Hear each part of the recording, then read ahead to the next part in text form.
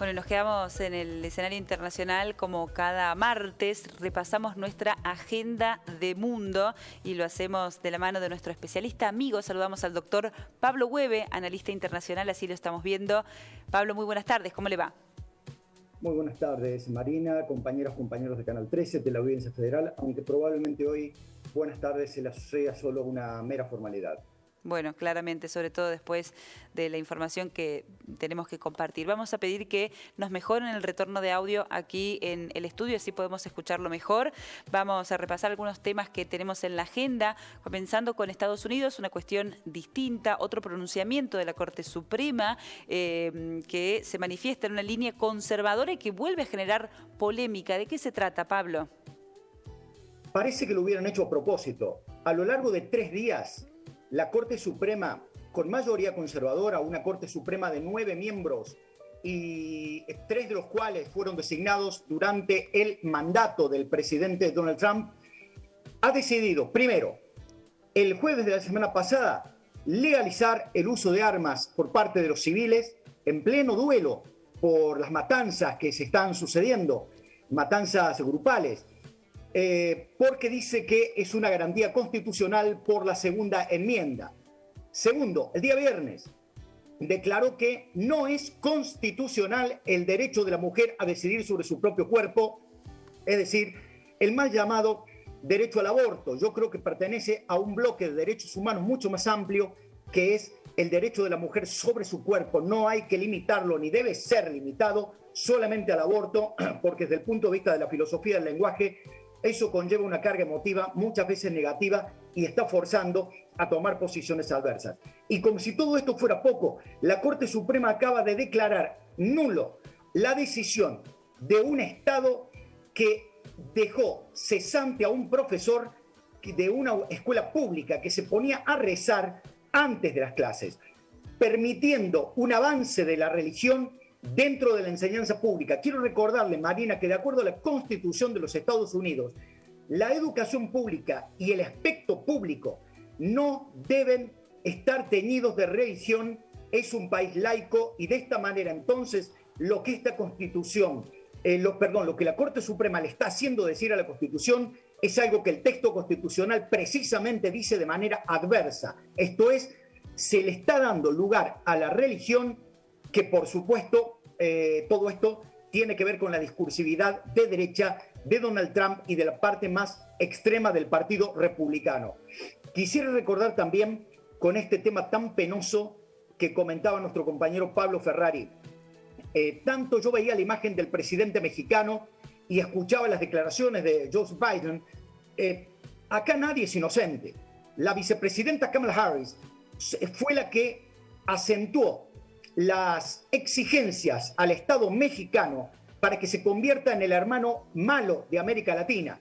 En ese camión cerrado, un contenedor, venían personas de Honduras, Guatemala y El Salvador, los 3 países exportadores de migrantes que tratan por todas las vías de llegar a lo que ellos creen que es el Edén, los Estados Unidos. Bueno, cuando no los agarran los policías mexicanos, los agarran los guardias estadounidenses o los agarran, como en este caso, Marina, Pablo, los llamados coyotes, que son las personas que a ustedes le sacan absolutamente todo lo que tiene con tal de prometerle un viaje.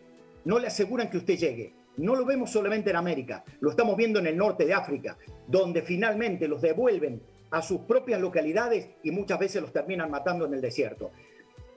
Uno de los temas de los que también vamos a hablar más luego tiene que ver con esto, Marina, y es que en un país hermano nuestro, Ecuador, se está planteando que por culpa de las políticas del presidente Lasso, mucha gente está pretendiendo migrar a Estados Unidos y pueden terminar de esta manera, pero eso lo veremos después. Bien, bueno, otra vez lo decíamos, la polémica en Estados Unidos, en este caso por el pronunciamiento de la Corte Suprema y un papel más ampliado que se le da a la religión en las escuelas públicas, lo que estaría chocando con lo que indica la Constitución. Bueno, si le parece, nos vamos a Brasil, Pablo. Venimos siguiendo de cerca todo este proceso hacia las elecciones presidenciales y lo que dicen las encuestas respecto del rol de Lula Lula en estos comicios. ¿Cuáles son los últimos datos y cuáles son las posibilidades de ganar en primera vuelta? El escenario habla más bien de una segunda vuelta. Allí tiene, bueno, toda la referencia en mano. Cuéntenos. Sí, lo leo textualmente, Marina, para no equivocarme. Según una de las últimas encuestas nacionales, XP y PESP, que se realizó el mes pasado, para las elecciones presidenciales brasileñas del 2 de octubre venidero, Lula se sitúa con 44% de intención de voto, Bolsonaro 32%. Quiero decirle que estos números ya tienen en cuenta la caída que ha tenido Lula en el sur. Es absolutamente previsible la caída de Lula en el sur. El sur es mayoritariamente blanco, sumamente racista, históricamente ha votado, salvo Río Grande do Sul, hace 20 años, a partidos de derecha, y una leve mejora del presidente Bolsonaro. Pero dentro de las filas de Bolsonaro hay, como diría algún meteorólogo, hay alguna vaguada que ha provocado algún dolor de cabeza, porque el presidente Bolsonaro eligió un general como candidato a vicepresidente, Walter Souza de Braga Neto, y eso ha generado una indignación dentro del sector centrista de los seguidores de Bolsonaro, porque él tenía que optar entre su alianza con las Fuerzas Armadas o su alianza con los sectores exportadores y productivos. Bueno, aparentemente eso también puede llegar a mermarle votos. Pero lo más importante es la segunda parte de la encuesta, Marina, que como estamos por debajo del 50%, en un balotaje, según estas encuestadoras, la diferencia con Bolsonaro sería 54-35 y todavía hay un 10% de indecisos. Si le diéramos todos los indecisos a Bolsonaro, que no es así, porque normalmente, acuérdese de algo, Marina, sí, que usted esto lo maneja mejor que yo, porque tiene una formación de grado pertinente. Yo no. Los indecisos son personas con miedo. Y las personas con miedo pueden serlo por dos cosas. Una, por la vergüenza de decir a quién van a votar. Por lo tanto, ahí podríamos estar repartidos entre Bolsonaro y Lula. Y lo segundo, por el temor de perder el voto. Por lo tanto, podemos decir que parte de esos indecisos van a ir claramente por Lula a medida que las encuestas demuestren que Luis Ignacio da Silva es el favorito para las elecciones del 2 de octubre y para la segunda vuelta de mediados de noviembre. Bueno, en Brasil se gana con una mayoría, a ver, me va a decir usted, Pablo, se gana con una mayoría absoluta, más del 50% hay que obtener. Sí, exactamente, Marina, es el sistema francés, que es más del 50%. Lo que tenemos en Argentina es solamente copiado por Bolivia.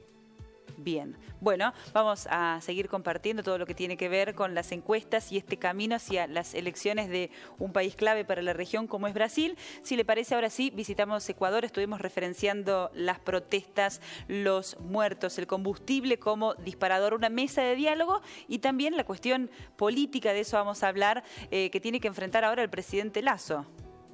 De hecho, Marina, acabo de silenciarlo, pero estoy siguiendo en directo la sesión de la Asamblea Nacional.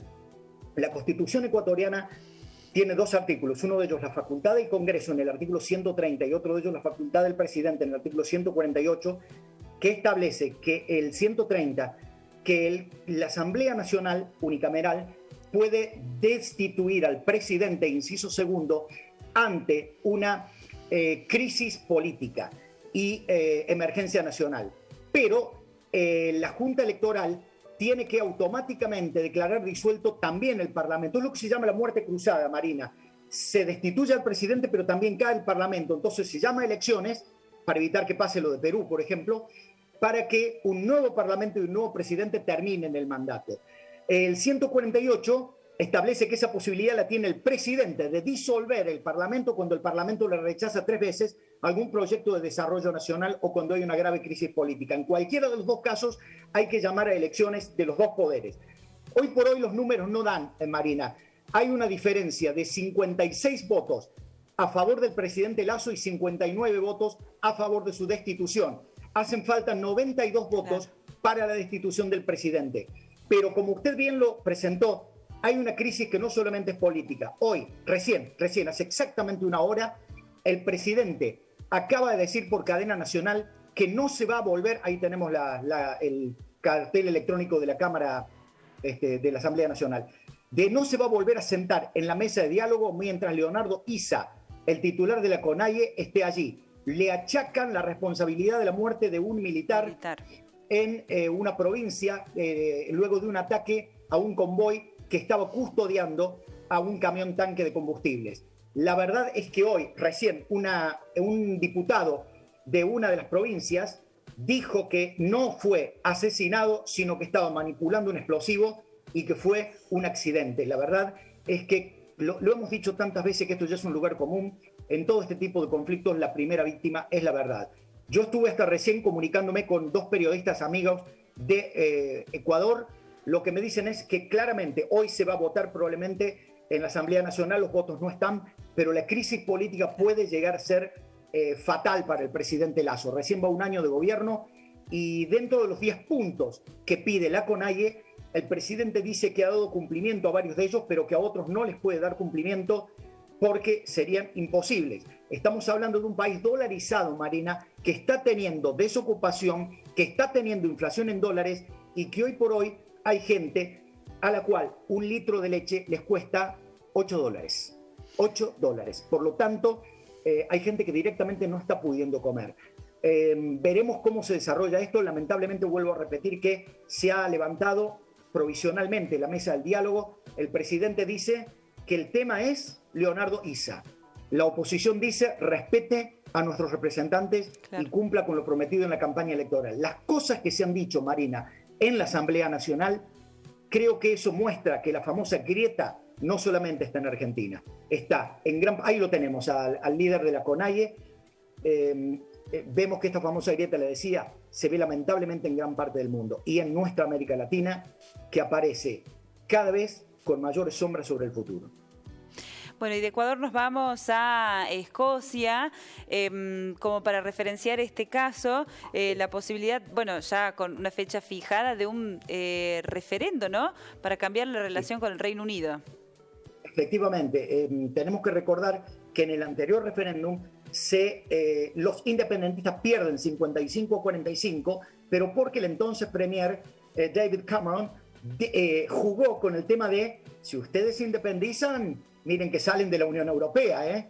Entonces, los indecisos, que eran miedosos y que no sabían qué podía pasar con el futuro, dieron vuelta a su voto y decidieron quedarse en la Unión Europea. El problema es que ahora, gracias a los conservadores, salieron de la Unión Europea y por lo tanto, la señora que estamos viendo, Nicola Sturgeon, que es la primera ministra de Escocia, le ha pedido al Tribunal Supremo del Reino Unido que defina si Escocia está en condiciones de convocar el 19 de octubre del año 2023 a un referéndum no vinculante para definir su relación con el Reino Unido. Recordemos que acá el nombre puede ser confuso, pero el país se llama Reino Unido de Gran Bretaña e Irlanda del Norte. Y Gran Bretaña es una isla que tiene 3 países, Inglaterra, Escocia y Gales.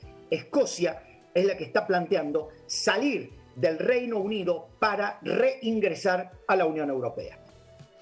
Muy bien, bueno, también todo un dato del escenario internacional, bueno, y vamos a estar atentos a los próximos movimientos que pueda generar la posibilidad de un referendo que dé lugar a esta separación, ¿no? Porque siempre estamos atentos a otros movimientos y a otras intenciones separatistas, Pablo. Pero bueno, por aquí se nos ha acabado el tiempo, hemos ya recorrido nuestra agenda, ha sido un gusto como cada semana y si le parece nos reencontramos el próximo martes. Así será, Marina. Esta semana se cumplen 40 años de la asunción de un presidente interino en Argentina. Muy pocos recuerdan que tuvimos un presidente que se llamó Alfredo Saint-Jean y este 1 de julio, el viernes, se cumplen 40 años del comienzo de la liquidación de la dictadura militar con la asunción de Reinaldo Benito Antonio Viñone y la disolución de la Junta Militar. Muy bien. Muchísimas gracias, Pablo. Hasta la semana que viene. Por favor, nos vemos.